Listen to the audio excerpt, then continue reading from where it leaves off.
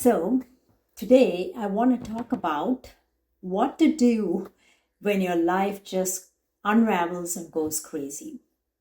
How can you stay grounded and present in your life when things are so chaotic that you don't know how to move from one point to another point?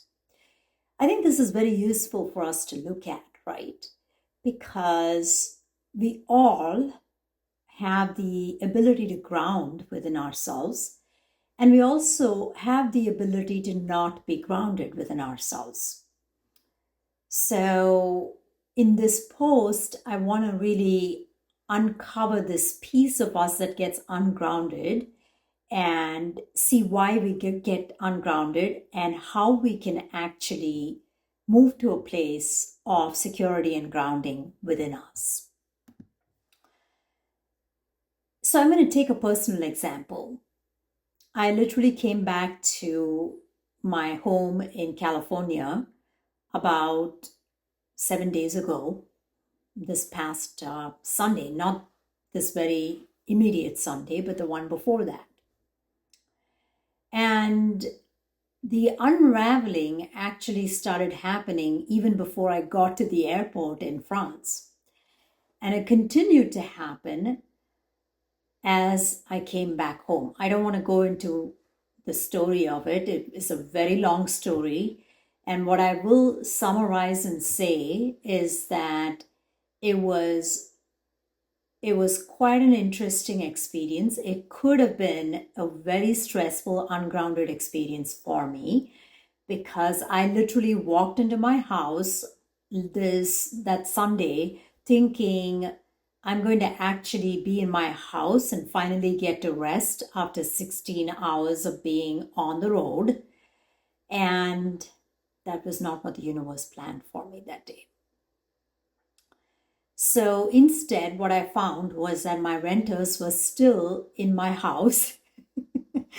And I walked into a complete mayhem with everything everywhere in the house. Not the sanctuary I wanted to walk into. A part of me came unhinged when this happened. Many reasons for that, but it's unimportant why. And I was a bit unhinged. And so what I had to recognize right in that moment is that I was being given a gift. And the gift was me recognizing how hard these two individuals were working to get out of my place so that I could actually get in. Now, I spoke with them and we found out why they were so behind in getting out. So that all made sense to me. But all the same, my sense of wanting to be in my private space after being in a jet for like 16 hours and being on the road for 16 plus hours had really took over me.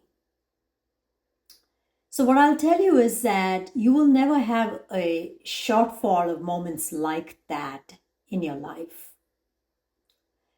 And what you want to start doing is to look at who you are being in those moments.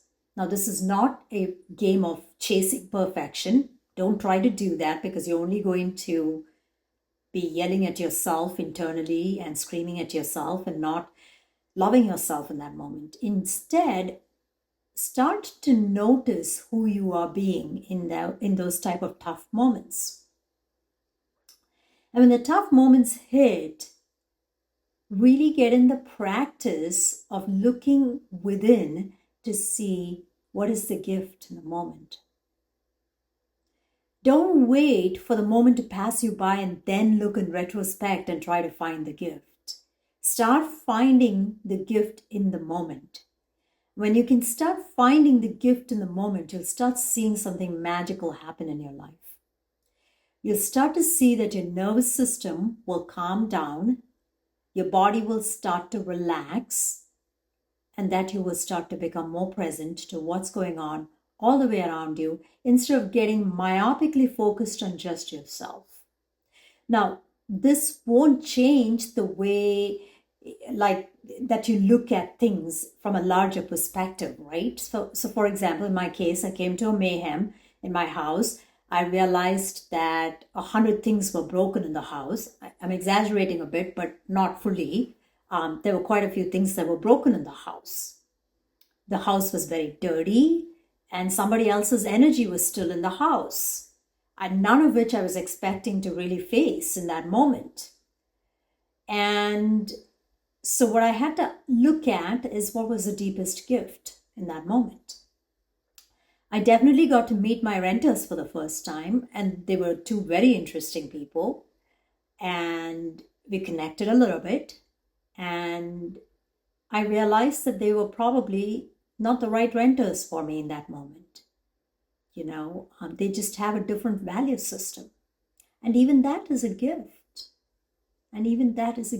Because if I hadn't met them and realized that, then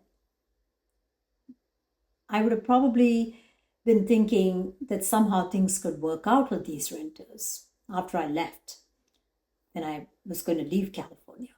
So in a way, it gave me the ability to set them free and say, be on your way and enjoy your life and have a good life. Now, these were two lovely people. There was nothing wrong with these people. They're just not a great fit for my house. And so it was a gift in that moment. It was also a gift to meet them and recognize who they are as people. And that was also a very beautiful moment. And so what we want to start to recognize is that, things can get taken away from us. Things can get destroyed in front of our eyes. But the one thing that never leaves us is the true gift of stability and strength within our inner sanctuary. And when I say inner sanctuary there, I mean the heart space. So stepping into our inner sanctuary, we can always find a way to anchor into any moment. Even when momentarily we may say, wow, this is bound to be a stressful experience, we can find a gift in that moment and anchor into that gift. And this is truly the way to stop living in our reptilian brain and come into our conscious mind and start to own our consciousness in everyday life. Finding it in the moment is where it is. So in order to bring this into your life, you really have to have a belief shift.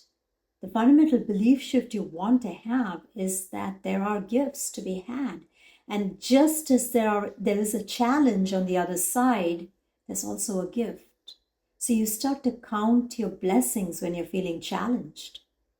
And you start to own the blessings. And as you do this, your psyche starts to relax and your body starts to relax, and you start to feel more present to what's going on for you and what may also be going on for the other side, right? Because here are, in my case at least, there were two individuals who were also stressed, trying to leave my place. So that is the way in which we can actually find the gift of love within our hearts. And it doesn't mean that you will stay with this person or this thing or in this relationship or whatever it is that you may be dealing with. But it means that you will start to find some faith and confidence within yourself that you can meet life as it's meant to be met without you feeling like you need to run from it in order to feel safe. So the gift is that you step in head on. You step in with a boldness, with a confidence of knowing in your heart that there's a direction that you're moving in, and yet honoring that the other side may be having their own experience with that. And that's the gift of presence. The gift of presence is that you have the ability to see there are two sides to every story. There may be even more than two sides. And so when you look at the population that we have, nearly 8 billion people on the planet, right? All of us have a different perspective on our experience. So having the ability to step out of the smallness of our experience and seeing life in the largeness of our heart. That's what truly liberates us. That's what truly allows us to become love within. And it's not sloppy because it honors you as much as it honors the other side. So it's really not sloppy or, it's not like you're over giving or over receiving or none of that stuff. It just feels balanced and it just feels right. Have a good day.